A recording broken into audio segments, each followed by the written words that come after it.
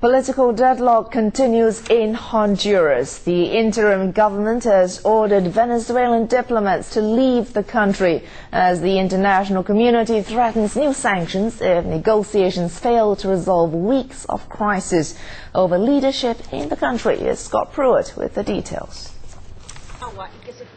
Venezuelan Embassy Charge d'Affaires Ariel Vargas said that he had received a letter from the Honduran Foreign Ministry ordering diplomats to leave in 72 hours. Vargas said while he was disappointed by the order, he was not worried about his security. We're covered by diplomatic conventions, by international conventions. If the de facto government, if these guerrillas wanted to do something, it would be their responsibility. We have nothing to fear. Honduras has accused Venezuela of meddling in its affairs and threatening to use armed forces against Honduras.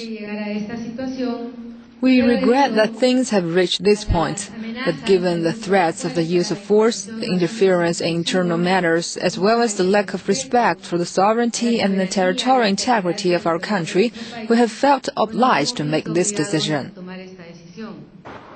Venezuela's President, Hugo Chavez, has demanded Washington do more to force Zelaya's return to power, including withdrawing its troops from a Honduran base.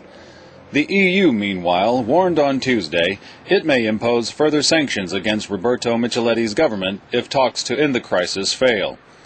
Previously, the EU announced that it had frozen nearly $92 million in aid to Honduras.